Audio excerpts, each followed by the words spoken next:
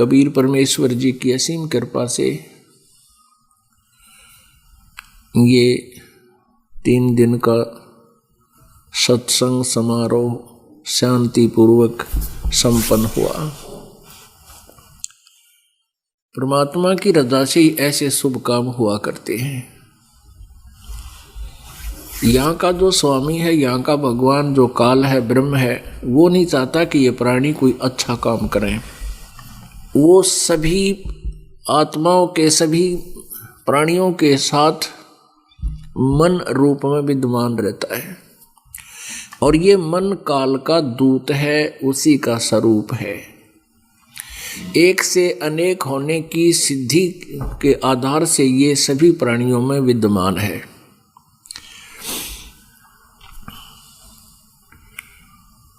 और ये मन इस आत्मा को डरा के, धमका के, मिसगाइड करके इसको जीव संज्ञा में रखना चाहता है। परमात्मा आते हैं, परमेश्वर आते हैं सतगुरु रूप धार के। सतगुरु का अर्थ होता है सच्चा ज्ञान देने वाला, सच्चा मार्गदर्शक। जब तक सतगुरु हमें नहीं मिलते तो हम काल के जाल को समझ नहीं पाते और इस काल के अरहट जैसे कुएं में हम ऐसे ही घूमते रहते हैं। कभी जन्म होता है, फिर मृत्यु होती है, फिर जन्म होता है, फिर मृत्यु होती है। परमात्मा कहते हैं ये अरहट का कुआ लोई, यागल बंजा है सब कोई। कीड़ी कुंजर और अवतारा, हरहट डोर बंधे कई बारा। ये चतुर्भुजी भगवान कहावे, हरहट डोर बंधे सब आवे। होय होय, ये कोटिक करता फिरता देखा, हरहट डोर कहूँ सुन देखा। ये चतुर्भुजी भगवान कहावे, ये भी हरहट डोर बंधे सब आवे। पुण्यात्माओं, परमात्मा से परिचित होने के उपरांत जब तक इस दास ने इन अपने सदग्रंथों को, जैसे पवित्र गीता जी, पवित्र चारों वेद, पवित्र पुराण, महाभारत आदि को नहीं समझा था, उससे पहले हम परमात्मा की ये वाणी सुना पढ़ा भी करते थे। हम ये पढ़ते थे कि ये चतुर्भुजी भगवान कहावे, ये ब्रह्मा विष्णु महेश जैसे।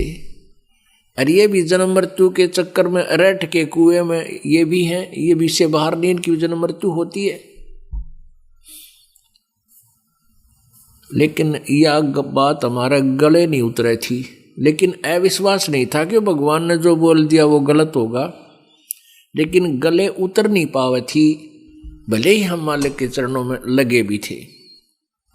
क्योंकि हम बालक हैं। अविश्वास नहीं होता बालक को। अपने माता पिता, बड़े भाई बहन, कोई भी किसी प्रश्न का उत्तर उसको देते हैं तो उसको अविश्वास नहीं होता, लेकिन वो समझ भी नहीं पाता क्योंकि उसकी बुद्धि, सोच कमजोर होती है, थोड़ी होती है, छोटी होती है। और जब ये सदग्रंथ देखे परमात्मा की, ये वाणी भी हम पढ़ा करते थे। कबीर, वेद मेरा भेद है, मैं ना वेदन के माही, और जौन वेद से मैं मिलूं वो वेद जानते नहीं। चारों वेद मेरा ही गुणगान करते हैं, मेरा ही भेद दे रहे हैं। लेकिन जिस वेद से, जिस ज्ञान से, उस सूक्ष्म वेद से मेरी प्राप्ति हो, वो मेरे पाने की विधि इन चारों वेदों में नहीं है।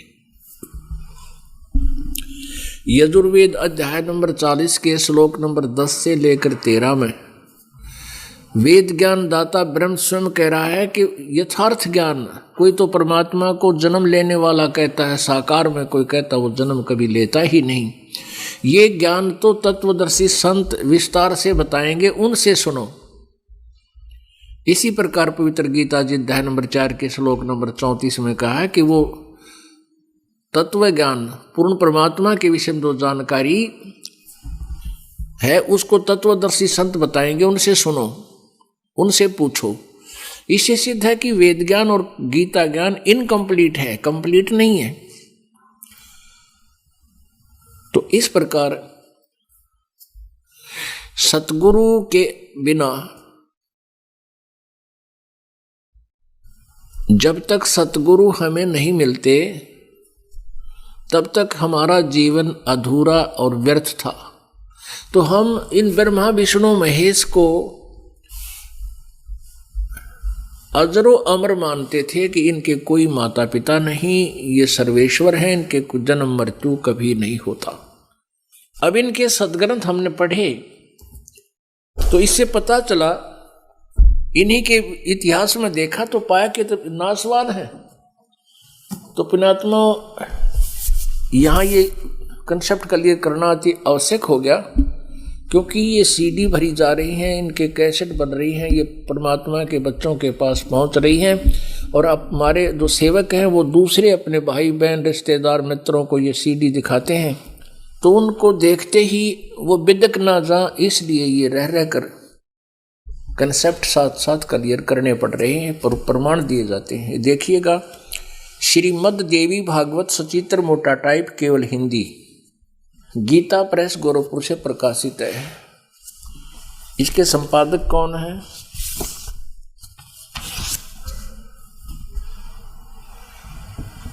संपादक है हनुमान प्रसाद पोदार चिमनलाल गोस्वामी। और ये कहाँ से प्रकाशित है?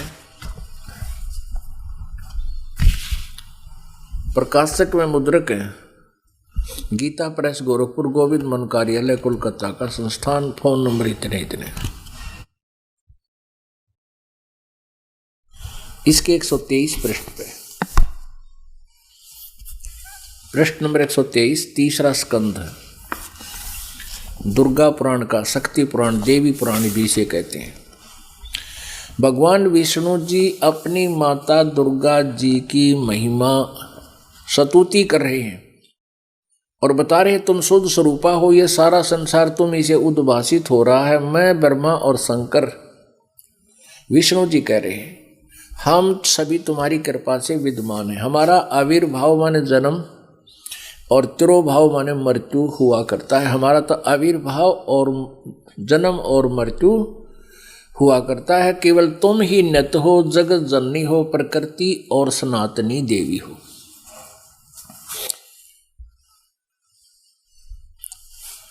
भगवान शंकर बोले, देवी, यदि महाभाग विष्णु तुम्ही से प्रकट हुए हैं तो उनके बाद उत्पन्न होने वाले ब्रह्मा भी तुम्हारे बालक हुए। फिर मैं तमोगुणी लीला करने वाला शंकर क्या तुम्हारी संतान नहीं हुआ? अर्थात मुझे भी उत्पन्न करने वाली तुम ही हो, यानी मेरी भी जननी तुम ही हो।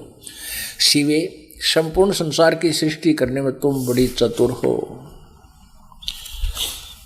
इस संसार की सृष्टि, स्थिति और संहार में तुम्हारे गुण सदा समर्थ हैं। उन्हीं तीनों गुणों से उत्पन्न हम, रजगुण ब्रह्मा, सतगुण विष्णु, तमगुण शिव जी, उत्पन्न हम ब्रह्मा विष्णु एवं शंकर नियमानुसार कार्य में तत्पर रहते हैं। अपने आत्माओं, इस थोड़े से लेख से कितना काम सुलझ गया। इसमें 5 कंसेप्ट क्लियर हो गए। 5। एक तो ये है कि ये ब्रह्मा विष्णु महेश नासवान है, अजरो अमर नहीं है। दूसरा ये हो गया कि दुर्गा इनकी माता है। तीसरा ये हो गया कि रजगुण ब्रह्मा, सतगुण विष्णु, तमगुण शिव जी। और चौथा ये हो गया कि ये केवल नियम अनुसार ही कार्य करते हैं, कि जिसका जैसा संस्कार है उसमें ये परिवर्तन नहीं कर सकते। कोई दुखी है तो दुखी ही होगा, लेकिन उसको दुख भी पूरा ये ही दिलवाएंगे, क्योंकि यहाँ के कंट्रोलर हैं ये। और जिसके भाग में सुख है तो उसको सुख ही देंगे ये। और 5वां ये हो गया कि दुर्गा को प्रकृति भी कहते हैं, क्योंकि श्रीमद् भगवत गीता जी जो है ये चारों वेदों का सारांश है। इसमें कोड वर्ड अत्यधिक है। उन कोड वर्डों को तत्वदर्शी संत ही बता सकता है। ये गीता जी अध्याय नंबर 4 के श्लोक नंबर 34 में स्पष्ट कर दिया।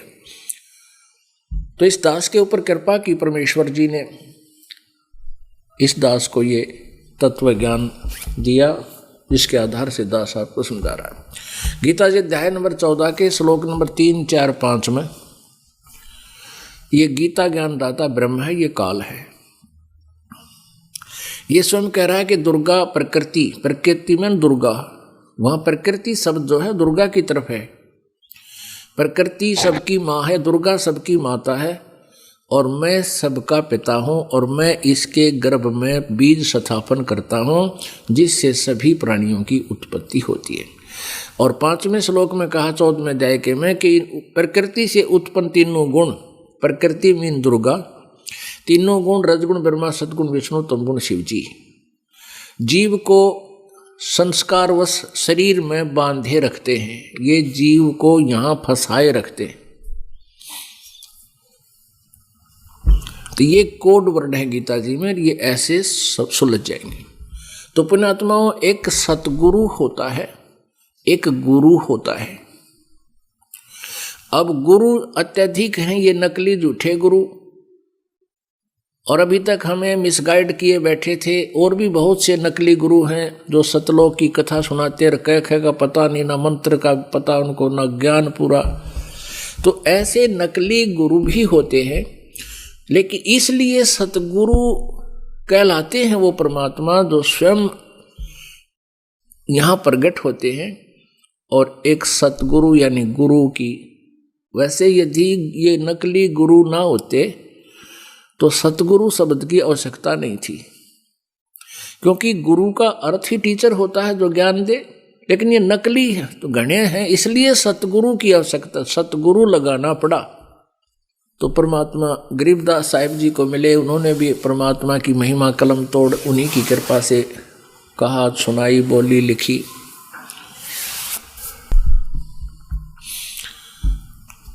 तो पुण्यात्मा, अब ये समागम जो 3 दिन का, ये फाल्गुन उतरते की अमावस्या, इस दिन इस दास को सदगुरु मिले थे। इस दास को उपदेश हुआ था, नाम मिला था। इस उपदेश से पहले, इस ज्ञान से पहले हमारा जन्म मनुष्य वाला नहीं था, पशु जैसे कर्म थे। जो पशु पक्षी कार्य करते हैं, संतानों उत्पत्ति, उनकी परवरिश, उसी के लिए दिन रात भटकते रहना, भरमते रहना, ये क्रिया हम कर रही थी। और आत्मा परमात्मा के बिना रह नहीं सकती, इसलिए ये काल इस आत्मा को मूर्ख बनाने के लिए कोई ना कोई जुगाड़ इन नकली गुरुओं द्वारा जोड़ देता है। कहीं कोई मंदिर बनवा देते हैं, कहीं मस्जिद, कहीं गुरुद्वारे, कहीं चर्च, या कहीं और कब्र बनवा रखी है, कितने कोई समाधि बनवा दी, कोई कुछ ज्ञान देता है, कोई कुछ नाम बताता है, कोई किसी प्रकार से इस आत्मा को मूर्ख बना रखा है। और इस आत्मा को भगवान की बहुत चाह है, बहुत इच्छा है। इसको मालूम है कि परमात्मा बिना सुख नहीं हो सकता, चाहे हम कितना ही धनी हो लें, चाहे कितने उच्च पोस्ट प्राप्त कर लें, ये संतुष्ट नहीं होती। तो उसके लिए ये भटक रही है। तो काल ने नकली दूतों के माध्यम से इसको भ्रमित करवा रखा है। परमात्मा कबीर जी कहते हैं, अपनी महिमा आप बताते हैं, पीछे लग गया जाऊं था मैं लोक वेद के साथ, रस्ते में सतगुरु मिले है दीपक दे दिया हाथ। परमात्मा कबीर जी हमें समझाने के लिए अपने ऊपर ये एग्जाम्पल कोड करते हैं कि आप जी, जैसे ये दास पहले हनुमान जी का पुजारी था, मंगलवार का व्रत रख था, हनुमान चालीसे का पाठ करता था, फिर गीता जी का नित्य पाठ करते थे, जय कृष्ण हरे राम राधे श्याम सीता राम राधे राधे श्याम राधे, सारे मंत्रा के का गोटा लगाया करते थे, रट्टा। भगवान शंकर भगवान विष्णु जी को बहुत ही आदर से मानते थे, विष्णु जी को इष्ट रूप में दास मानता था, और ब्रह्मा विष्णु महेश को अजरो अमर मानते थे। इनके कोई माता पिता नहीं, ये सर्वेश्वर महेश्वर मृत्युंजय कालज्ञ। वो लोक वेद था। परमात्मा को निराकार मानते थे, वो लोक वेद था। फिर सतगुरु मिल गए, सच्चे गुरु, सच्चा ज्ञान देने वाले यथार्थ मार्गदर्शक हमें मिल गए। उन्होंने ये तत्व ज्ञान रूपी दीपक दे दिया। अंधेरे में, अज्ञान अंधेरे में भटक रहे थे, ठोकरें खा रहे थे, झाड़ बोझड़ों में उलझे पड़े थे। अब परमात्मा ने रास्ता दिखा दिया और साथ में ये टॉर्च दे दी। इस दीपक की रोशनी में अब हम कुमार्ग पर नहीं जाएंगे, सुमार्ग पर चलेंगे, यानी सत साधना ही करते रहे। तो पुण्यात्माओं, सतगुरु, जिस दिन सतगुरु यानी गुरु मिला, अपने नाम उपदेश मिला, वो आपका मनुष्य जीवन प्रारंभ होता है। आत्मा का उस दिन से जन्म माना जाए, इस शरीर का वहां से सदुपयोग शुरू होता है। जा दिन सतगुरु भेंटिए, 100 दिन लेखे जान, और बाकी समय गंवा दिया बिना गुरु के नाम। तो पुण्यात्माओं, आपने परमात्मा की वाणी सुनी, सतगुरु के उपदेश का लाया एक विचार, जय सतगुरु मिलते नहीं जाते नरक द्वारे। नरक द्वार में दूत सब फिर करते खेचा ताने, उनसे कबू ना छूटता फिरता चारों खानी। चार खानी में भरमता कबू न लगता पारे, 100 फेरा सब मिट गया मारे सतगुरु के उपकारे। पुण्यात्माओं, आपका ना जाने कौन से जन्म जन्मांतरों के कोई पुण्य इकट्ठे होकर आज संयोग वश आपको परमात्मा की कृपा समझो। विशेष तो रजा उन्हीं की होती है, संयोग वही जोड़ा करते हैं। आपको मानुष जन्म मिला और इस बीचली पीढ़ी में मनुष्य जन्म मिला। कलयुग का बीचला चरण है ये। प्रथम चरण में परमात्मा स्वयं आए थे और ये बीचली पीढ़ी में इस दास को भेज दिया उसी उद्देश्य से। 600 वर्ष पहले प्रभु आए थे, ये ज्ञान दिया करते वो परमपिता हमारे मालिक आए थे, लेकिन हमने उनके साथ वो बदसलूकी की। आज उनकी लीलाएं अगर दास पढ़ता है तो पढ़ी नहीं जाती, आंखों में आंसू आ जाते हैं, क्योंकि हम इतने नीच हैं कि अपने भगवान को भी डले पत्थर मारे, उनको दरिया में डुबोने की चेष्टा की, ना जाने कितना जुल्म उनके साथ किया। लेकिन वो परमात्मा थे, उनका बिगड़ा नहीं कुछ भी, लेकिन हम अंधे समझ नहीं सके। अब परमात्मा स्वयं ना आकर के अपना दास भेज दिया। शक्ति उन्हीं की काम करेगी, दास के पास कुछ नहीं है। लेकिन वो दास वो आती कहाँ से है?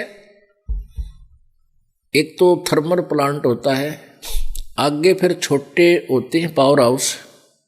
उस पावर हाउस से ही आगे आपको कनेक्शन लेना पड़ेगा, तभी आपको लाभ होगा। भले ही उस छोटे पावर हाउस में वो बिजली थर्मल प्लांट से ही आ रही है, आपका गुजारा उसी से होगा जो आपके निकटतम पावर हाउस है। तो ये दास एक पावर हाउस है, उस परमात्मा रूपी थर्मल प्लांट से आई हुई पावर इसी में, शक्ति उसी की है, दाता की। लेकिन आज आपका यूं काम बनेगा। अब इस जन्म में आप मोक्ष प्राप्त कर सकते हो। मोक्ष प्राप्त करना कोई बड़ी बात नहीं, क्योंकि यहां से हृदय हटाना पड़ेगा इस काल के जाल से, काल के लोक तय। हृदय हटाने के लिए आपको ये ज्ञान दिया जा रहा है। फिर ये भक्ति जो है आपकी कमाई है, या आपको बहुत सहयोग देगी यहां से उल्टा हटाने में और सतलोक ले जाने में। तो इसलिए आप जिन ये ज्ञान और ये सत्संग और ये भक्ति प्रॉपरली करते ही रहना पड़ेगा आखिरी श्वास तक। तो पुण्यात्माओं, ना जाने आपका कौन से जन्म जन्म का ये शुभ संस्कार इकट्ठा हो गया, आपको ये ज्ञान सुनने को मिल रहा है। धन्य आपके माता पिता जिनसे जन्म हुआ। आप जैसी पुण्यात्मा इस पृथ्वी पर नहीं है, लेकिन इस पर रुके रहना पड़ेगा आखिरी सांस तक। राम नाम रटते रहो, राम नाम रटते रहो, जब तक घट में प्राणे, कदे तो दीन दयाल के भनक पड़ेगी कान। अब राम नाम कौन सा है? ये राम नाम जो दास देता है, सतनाम 2 अक्षर का जो नाम है। राम नाम जप कर थर होई, थिर माने सथाई, सतलोक में अमर हो जाओगे। राम नाम जप कर थर होई, ओहम सोहम मंत्र दोई, ये राम का नाम है। एक राम राम नहीं जपना है, हमने उस मंत्रों का, सतनाम का जाप करना है। अब आपने सुना, जय सतगुरु मिलते नहीं, जाते नरक दुआरे, नरक द्वार में दूत सब करते खेचा ताने, उनसे कभू न छूटते फिर फिरते चारू खाने। कोटि जन्म तन भरमत होगे, कुछ ना हाथ लगा रे, कुकुर सुकुर खरबया बोरे, कौआ हंस बुगारे। कोटि जन्म तू राजा की, न्या मिटी न मन की आशा, भिक्षुक हो के दर दर घूम लिया, मिला न निर्गुण रासा। आपको एक एग्जाम्पल देते हैं और कहते हैं बुद्धिमान को, कहते हैं बुद्धिमान को संकेत ही पर्याप्त होता है। एक थोड़ा सा 2 मिनट का आपको ऐसा दिखाते हैं, आपका कलेजा हिल जाएगा। इस काल के लोक से मन हटेगा, उन साधनाओं से आप त्याग दोगे। देखिएगा, एक जैन धर्म की पुस्तक है, जैनियों ने ही लिखा है इसको, दास ने नहीं लिखा। दास तो इसको पढ़कर सुनाता है और परमात्मा के ज्ञान को निखार रहा है। आओ जैन धर्म को जाने, ये नाम है इसका। इसके लेखक हैं प्रवीण चंद्र जैन, M.A. शास्त्री।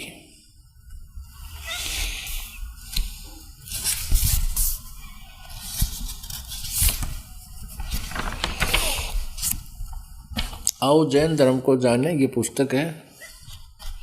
लेखक है प्रवीण चंद्र जैन, M.A. शास्त्री, जम्बूद्वीप हस्तिनापुर।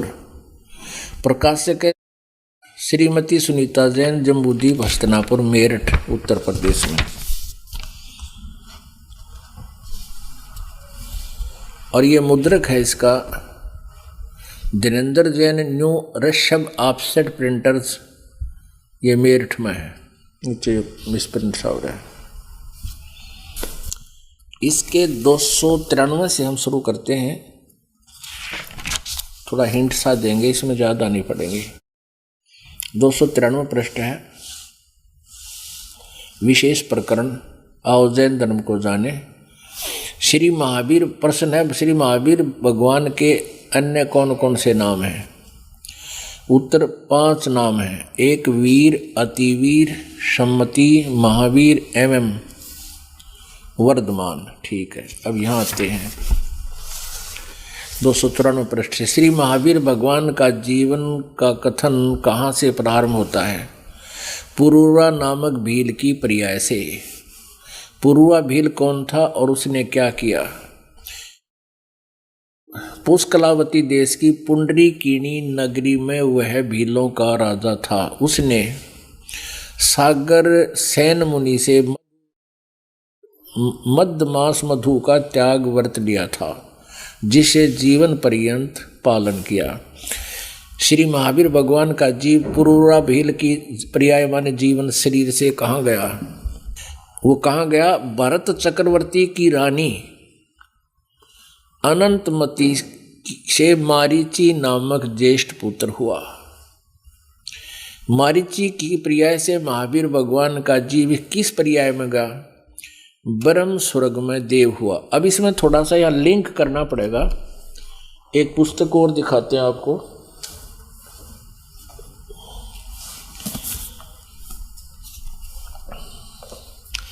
एक पुस्तक और दिखाएंगे आपको, जैन संस्कृति कोश,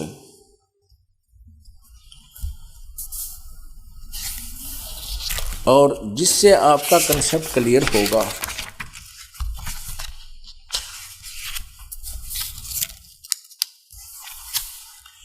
कि मारीची जो था ये ऋषभदेव का पोता था। ये देखिएगा, जैन संस्कृति कोश प्रथम भाग, जैन इतिहास संस्कृति कला पुरातत्व एंड इसे बूढ़े चित्र इनके बता। ये देखिएगा, जैन संस्कृति कोश, जैन इतिहास संस्कृति कला एवं पुरातत्व प्रथम खंड। लेखक है प्रोफेसर भागचंद्र जैन भास्कर। और ये कहाँ से छपया है? जैन संस्कृति कोश, जैन इतिहास संस्कृति कला एवं पुरातत्व प्रथम खंड। लेखक प्रोफेसर भागचंद्र जैन।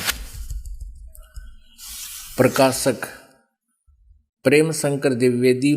मानद निदेशक कला एवं धर्म शोध संस्थान B3333A1 new Saket colony BHU Varanasi. Phone number इतने।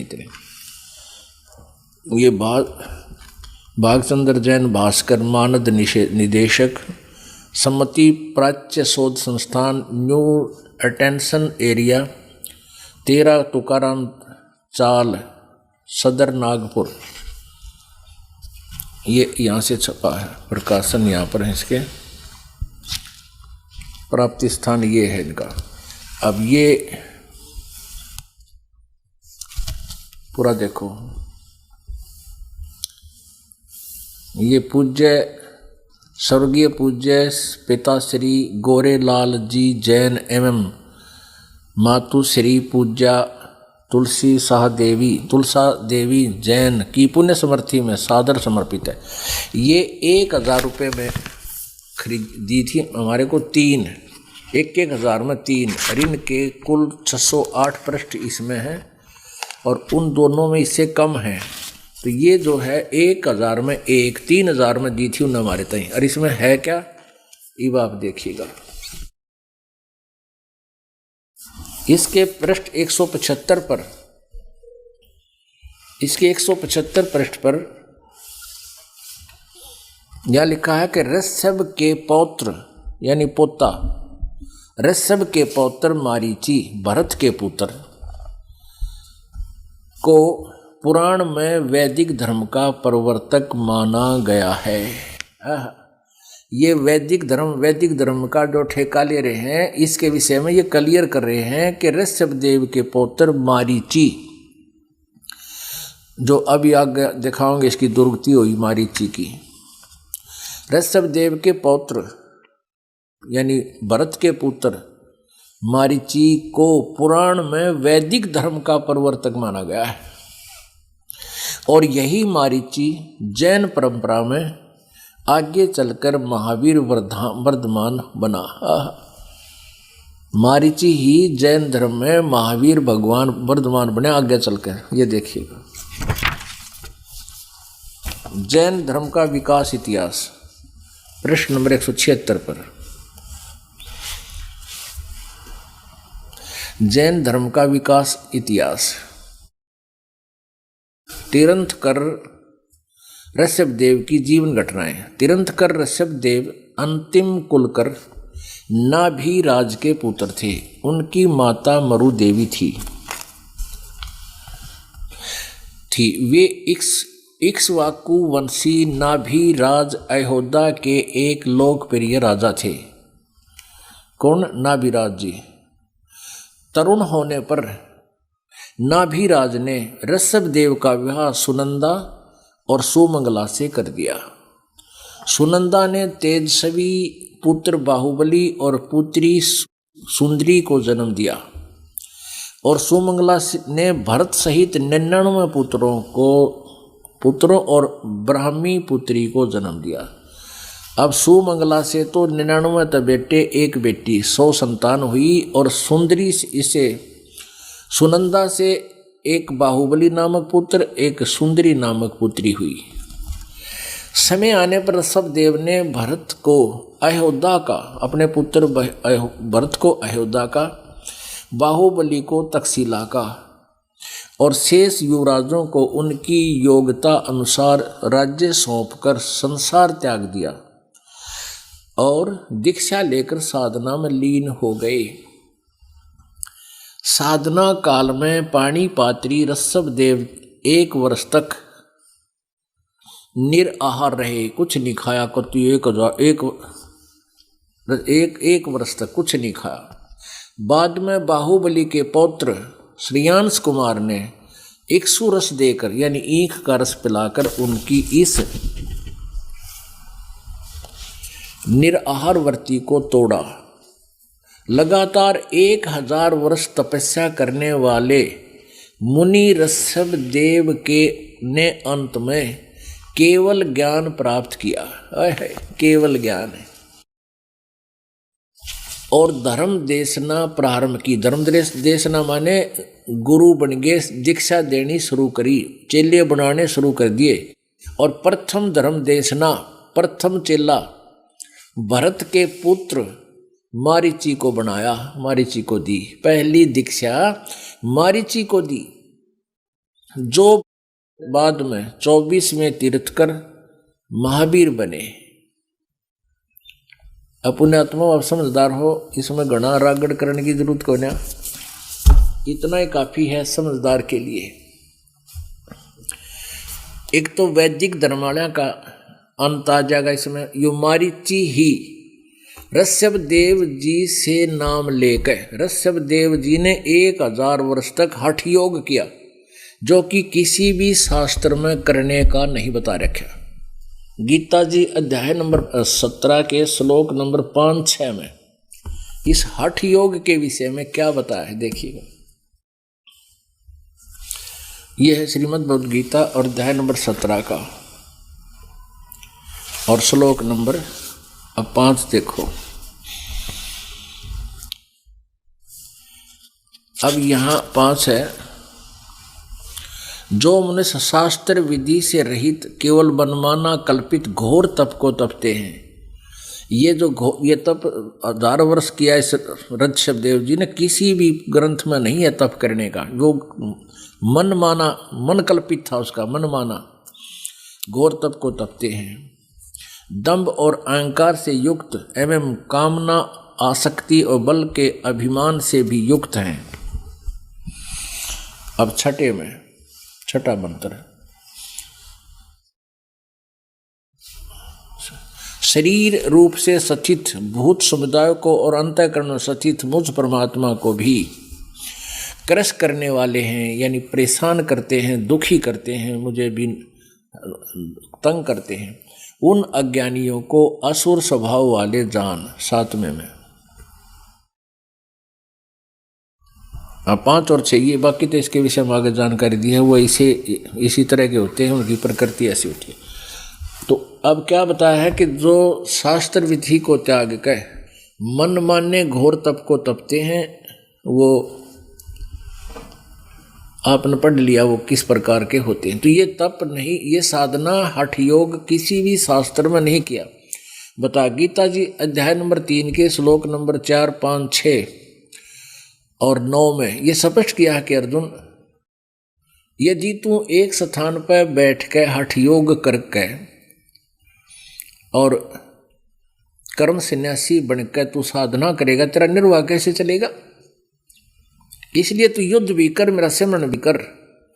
ऐसे सूक्ष्म वेद में परमात्मा ने बताया, नाम उठत नाम बैठत नाम सोवत जागवे, नाम खाते नाम पीते नाम से ती लागवे। अब एक तो ये क्लियर हो गया, वैदिक धर्म का प्रवर्तक यो मारीची था और जैन धर्म के प्रवर्तक ऋषभदेव जी। ऋषभदेव जी का पौत्र भरत का बेटा मारीची। मारीची को ऋषभदेव जी ने सबसे पहला चेला बनाया और प्रथम चेला तो क्योंकि ऋषभदेव जी ओम नाम का जाप जपते थे। पहले ये और मंत्र कोई नहीं थे, मनमुखी वेदों अनुसार ही साधना वो किया करते। लेकिन ये हठ योग जो करते थे तब ये गलत करते थे। ये कहाँ से ग्रहण हुआ? जब ब्रह्मा जी कमल के फूल पर बैठा था, जब ये युवा था और कमल के फूल पर बैठाकर काल ने सचेत कर दिया, इसने पता नहीं मैं कौन हूं, कौन मेरा माता पिता, कहाँ मेरा जन्म हुआ, तो इसलिए सोचा अब क्या करूं। अब जल्दी जल्दी दिखा था कमल के फूल पर, तो उस समय आकाशवाणी हुई कि तप करो तप करो। ब्रह्मा जी ने 1000 वर्ष तक तप किया, फिर कहा सृष्टि करो सृष्टि करो। अब कहते हैं पहले तप करा कर बैटरी चार्ज करवा लेता काल, और फिर इनको एटम बम बनवा लेता है, इनमें सिद्धियां आ जाती हैं, फिर एक दूसरे को दुखी करके ये परेशान करके आकाश में उड़न की सिद्धि आ गई, किसी का वचन कुबोल बोल दे उनको हानिकरण की सिद्धि ले ली, अपना भी विनाश और उनका विनाश। और दूसरा ये, तो जिस कारण से ये कहाँ गया, पहले ब्रह्मलोक में गया, ओम नाम के जाप से ब्रह्मलोक प्राप्त होता है। गीता जी अध्याय नंबर 8 के श्लोक नंबर 16 में कहा कि ब्रह्मलोक पर्यंत भी ये पुनर्वृत्ति में है, वहां गए हुए प्राणी भी फिर लौटकर संसार में आते हैं। अब देखते हैं वो आओ जन्म जैन धर्म को जाने। अब देखो ये पुस्तक फिर दोबारा से, आओ जैन धर्म को जाने, ये पुस्तक हम आप जी पढ़ रहे हैं और हमने यहाँ से पढ़ा है, पीछे पढ़ते पढ़ते हम यहाँ लिए 294 पे। श्री महावीर भगवान के जीवन का कथन कहाँ से प्रारंभ होता है? पूर्वा नामक भील की पर्याय यानी शरीर से। ये पूर्वा भील कौन था? ये मारीची पहले ये भील था। ये कौन था? पुष्कलावती देश की पुंडरीकिणी नगरी में यह भीलों का राजा था। उसने सागरसेन मुनिराज से मधु मांस मद का त्याग व्रत लिया था, जिसे जीवन पर्यंत पालन किया। श्री महावीर भगवान का जीव इस पूर्वा भील के शरीर से कहाँ गया? पर्याय माने शरीर से। पहले सौधर्म स्वर्ग में एक सागर की आयु वाला देव हुआ। पहले स्वर्ग के बाद श्री महावीर भगवान का जीव किस पर्याय यानी शरीर में गया? भरत चक्रवर्ती की रानी, भरत ऋषभ देव का पुत्र, सुमंगलासा का प्रथम ज्येष्ठ पुत्र, अंतमती से मारीची नामक ज्येष्ठ पुत्र हुआ, भरत का पुत्र हुआ। मारीची की पर्याय से महावीर भगवान का जीव किस पर्याय में गया? यानी मारीची ने ऋषभ देव जी से नाम लिया, जो जैन धर्म का प्रथम प्रवर्तक है, यानी प्रवर्तक है और प्रथम तीर्थंकर है, उससे उपदेश दिया मारीची को। अब मारीची की फिर आगे के दुर्गति हुई। ओए होए, ऋषभ देव से नाम प्राप्त करके, प्रथम तीर्थंकर से नाम प्राप्त करके के दुर्गति हुई, ब्रह्म स्वर्ग में देव होया। ओए होए, ब्रह्मलोक में चला गया। ब्रह्मलोक पर्यंत भी पुनर्वर्ती में है। गीता जी अध्याय नंबर 8 के श्लोक नंबर 16 में स्पष्ट किया है। फिर ब्रह्म स्वरूप के बाद श्री महावीर भगवान का जीव किस पर्याय में गया? अयोध्या नगरी में कपिल ब्राह्मण की काली स्त्री से जटिल नामक पुत्र हुआ।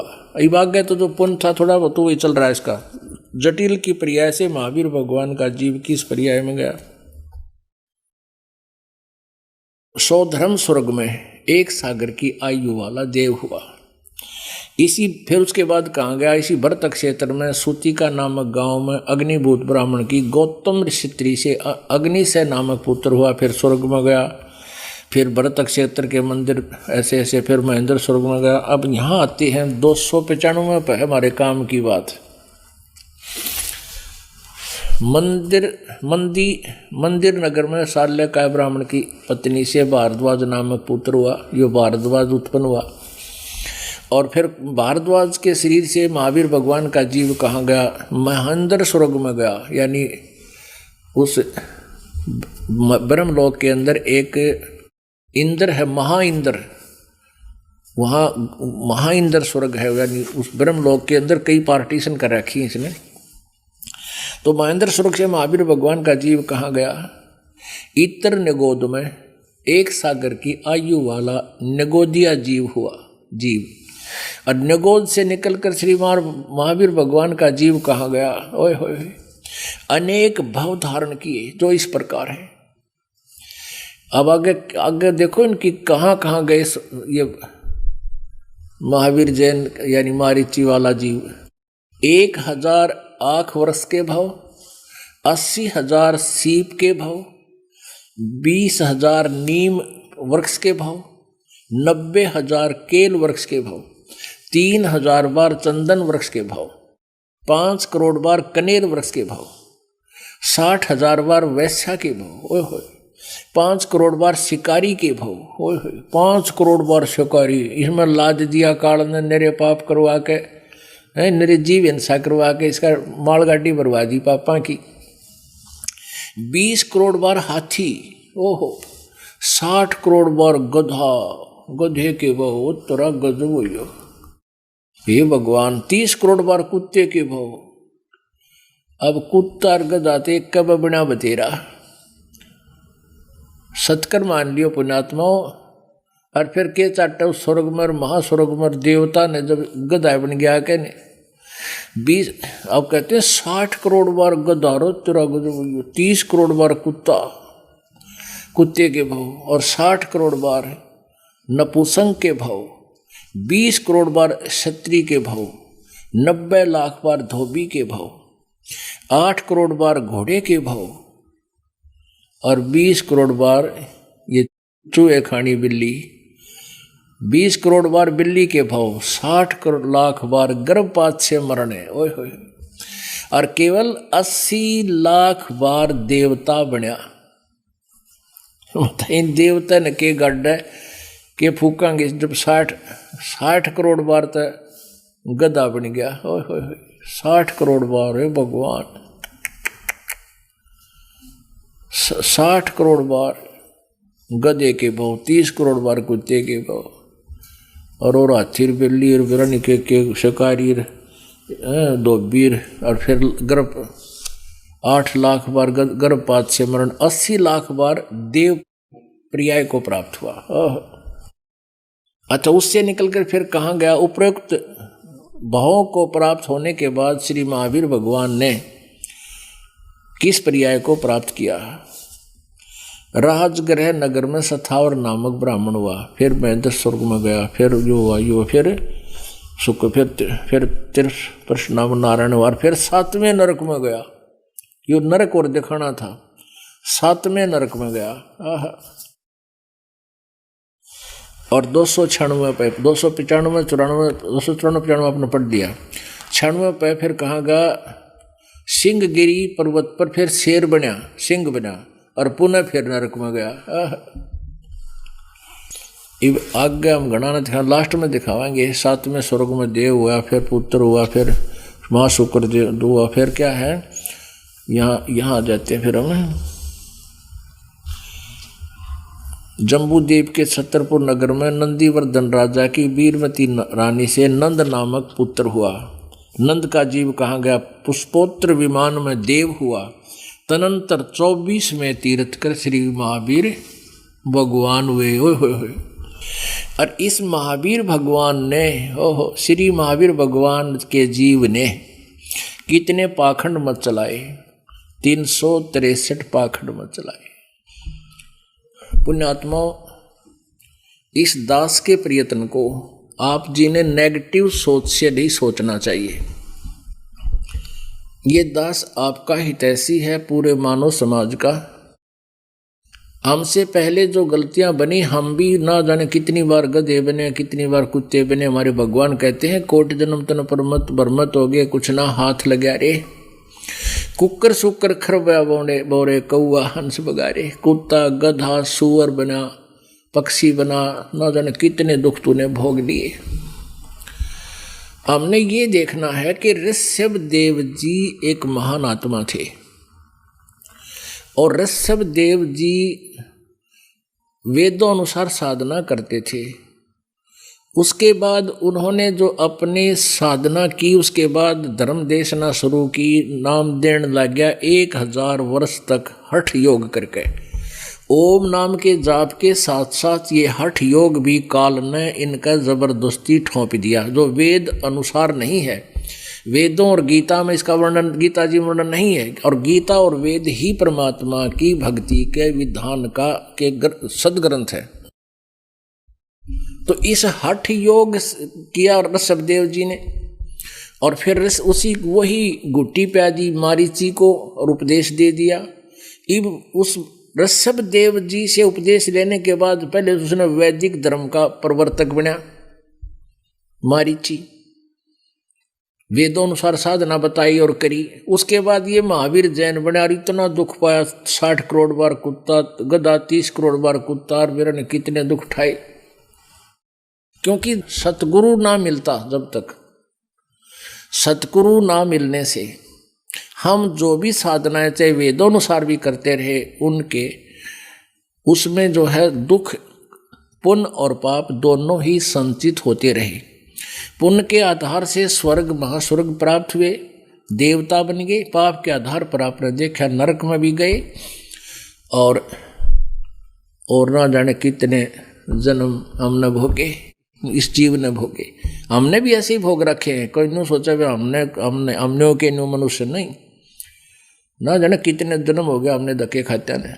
ये तभी तो दास कह रहा है कि आपका सौभाग्य, ये अनमोल ज्ञान आपके पास पहुंचा रहे हैं, परमात्मा संदेश दे रहे हैं अपनी पुण्यात्माओं को।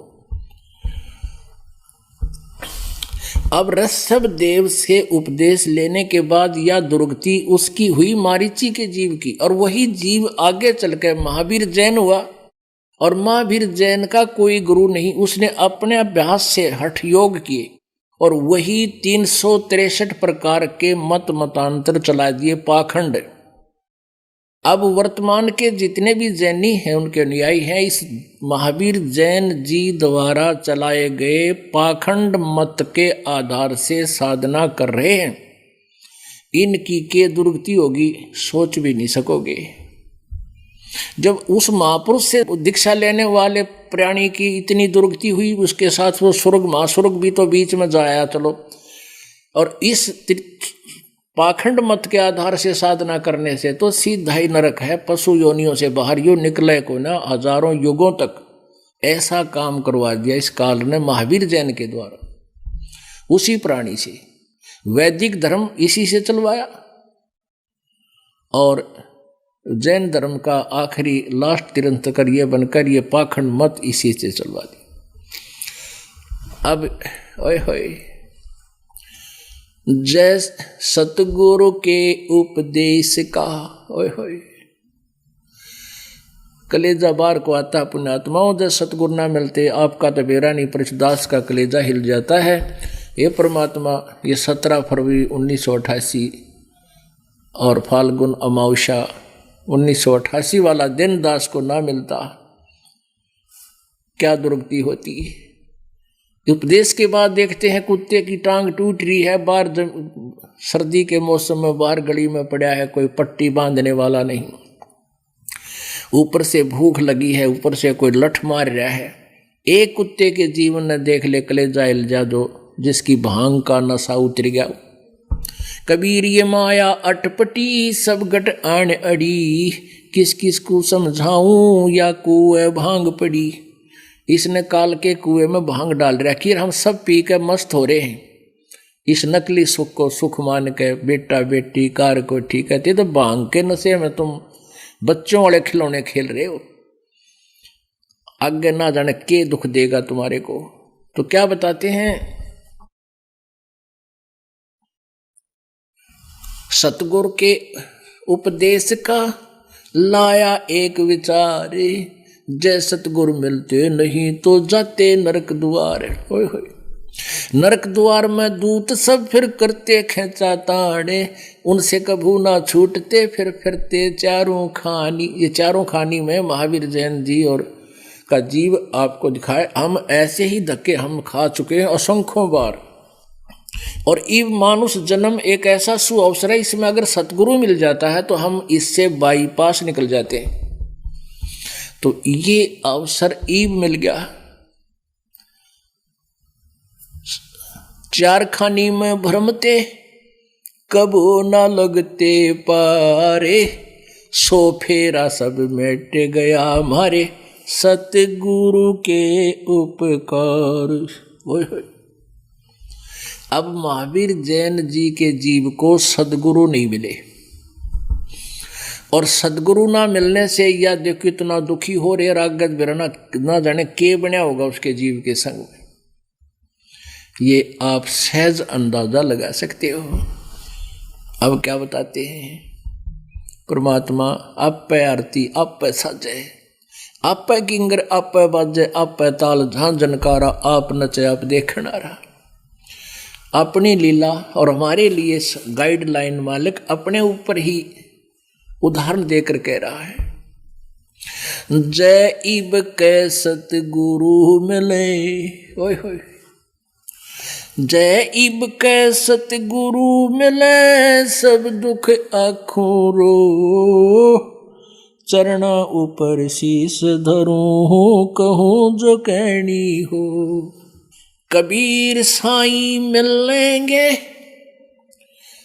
पूछेंगे कुशलाती, आद अंत की सब कहूँ, अपने दिल की बात।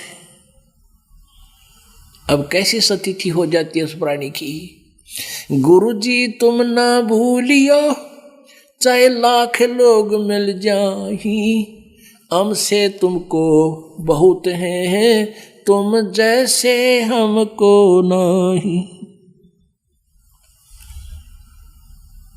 तुमरे विसारे क्या बने, मैं किसकी शरण में जाऊं, शिव ब्रंच मुनि नारदा, अब तिनके हृदय न समाऊं।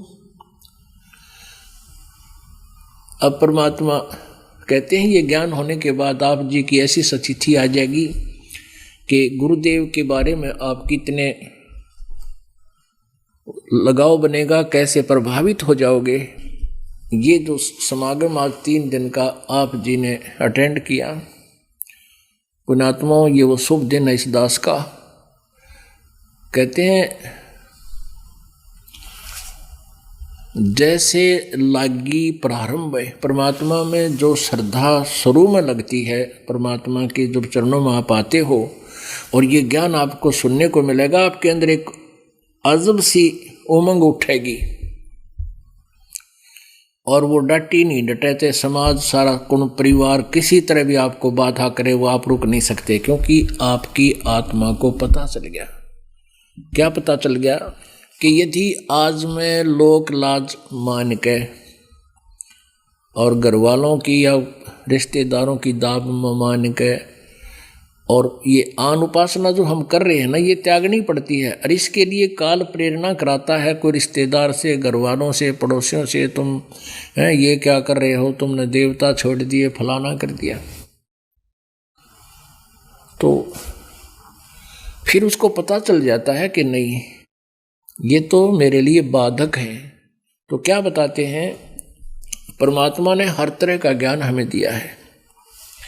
कहते हैं कुल करने के कारण यदि लोक लाज में आके और भक्ति त्याग देते हैं तो यू कुल तुझे क्या लाभ देगा। कुल करने के कारण अनसा गया बिगो, और फिर ये कुल के कर लेगा जब तू 4 पाया का हो। ओए होए, आज तक तू लोक लाज में आकर ना आवे, सत्संग छोड़ दे, भक्ति त्याग दे, फिर यू कुल तुझे के डालड़ा होगा, क्या बचाव करेगा जब तू 4 पाया का गधा बन के खड़ा हो जाएगा या पशु बन जाएगा, तब यू कुल के कर लेगा जब तू 4 पाया का हो। पुण्यात्मा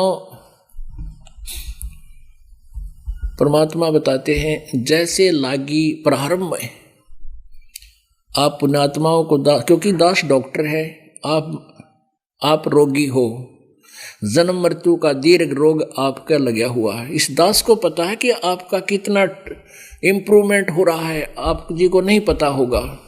तो आप जी के अंदर एक विशेष कसक, एक ऐसा सुरूर चढ़ेगा कुछ दिन कि आपको परमात्मा की भक्ति और इस नाम के अतिरिक्त किसी की चर्चा भी अच्छी नहीं लगेगी। फिर धीरे धीरे क्या होता है कि पहले तो हम आते हैं दुखी किसी उद्देश्य को लेकर, उद्देश्य धीरे धीरे पूरा हो जाता है, उद्देश्य के साथ साथ फिर ज्ञान और समझ में आ जाए, चौंध सी टूट जाती है, फिर इतनी लगन लगती है, फिर वो सुख गणा दे देता, क्योंकि ये सुख का सागर है, दुख आन ही नहीं देता यदि नियम में रहोगे तो। फिर कुछ दिनों में फिर वो और बीमारी काल भेज देता है। कभी ब्याह हो गया कि तो शादी होगी कि तो किसी मृत्यु होगी, उसमें फिर कर्म बिगड़वा देगा, वहाँ फिर लोक लाज अड़ा देगा। और आप जी संख्या में कम हो और हमारे कुल के लोग संख्या में अधिक हैं जो काल उपासना कर रहे हैं, आन उपासना करते हैं, तो वो आपके कर्म फिर बिगड़वा देते हैं। कितना न कितना लोक लाज में आकर आप फिर नियम भंग कर ही बैठते हो। नियम भंग होने से भी आपको आपत्तियां नहीं आएंगी कुछ दिन, क्योंकि आप जी पहले साल 2 वर्ष 3 वर्ष घनी अच्छी साधना नियमित करके वो पुण्य आपके साथ चल रहे हैं। तो जिस कारण से आप एक बार नियम भंग कर दोगे तो आपको आपत्ति नहीं आएगी, फिर दूसरी बार भी कर दोगे फिर भी नहीं आएगी, फिर तो आप न सोचोगे कोई फर्क ना पड़ा। अरे यो काल का दाव होगा। तो पुण्यात्माओं, इस परमात्मा की मर्यादा को आप लक्ष्मण रेखा समझ लेना, जो नियम आपको बताए गए। कहते हैं सीता जी जब वन में गए हुए थे, वनवास था श्री रामचंद्र जी को, श्री लक्ष्मण और रामचंद्र, सीता जी भी साथ गई थी, धर्मपत्नी रामचंद्र की पत्नी सीता भी साथ थी। तो रावण ने छल करके सीता का अपहरण करना चाहा। रावण का मामा मारीची, ये मारीच नहीं, वो मारीची था, वो एक सोने का मृग बनकर, हिरण बनकर, सीता ने वहाँ एक बगीची लगा रखी थी, उसमें पौधे तोड़ने लग गया और वो सुंदर गना लग गया। सीता जी ने कहा इस मृग को जिंदा या मुर्दा पकड़ के लाओ। रामचंद्र जी जाने लगे, जब लक्ष्मण से कह गए कि यह जद की पक्की है, मानने को नहीं, मन जाना पड़ेगा और यहाँ पीछे से कोई इसको हानि ना पहुँचा दे तो मत आना भाई, और आना भी पड़ जावे तो चारों तरफ ये मंत्र बोल के एक रेखा खींच आना और इसको बोल देना कि इससे बाहर ना जाओ। ऐसा ही किया गया। श्री रामचंद्र जी बहुत दूर चले गए, वो तो माया का हिरण था, आगे जाके गुप्त हो गया, आकाशवाणी की उसी ने, हाय लक्ष्मण, हाय लक्ष्मण, मर गया। सीता बोली तेरा भाई पापत्ति आएगी, तू जा। लक्ष्मण बोला मैं नहीं जाऊं, मेरे भाई का आदेश है। उसने अब शब्द बोल दिए कि तू चाहता है कि तेरा भाई मर जाए, तू मुझे पत्नी बनाना चाहता है, इसलिए नहीं जाना चाहता, तू मरवाना चाहता उसको। इस अब शब्द से को वो सहन नहीं कर सका और कहा कि माता ठीक है मैं जा रहा हूँ, पर ये रेखा खींच के जा रहा हूँ भाई के आदेश से, और इसके बाद मत जाना तू। अब ठीक है कोई नहीं जाऊँ।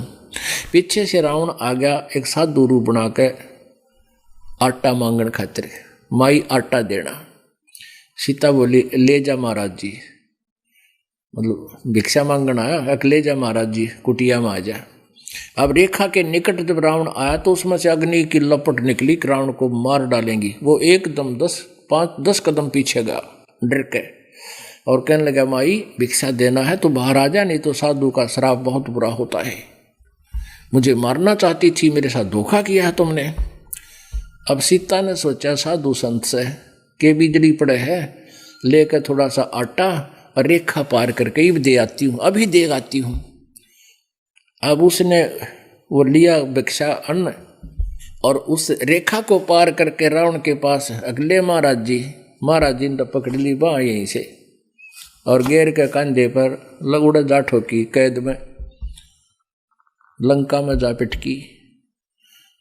अब सीता जी ने तो जरा सी लागी थी, के फर्क पड़ा है, ई आ जाऊं दे के 2 मिनट लगेंगे।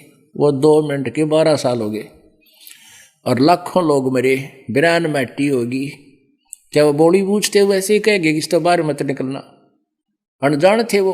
तो ऐसे ही परमात्मा ने जो मर्यादा बनाई है लक्ष्मण रेखा समझ लेना, इससे नियम तोड़ दोगे तो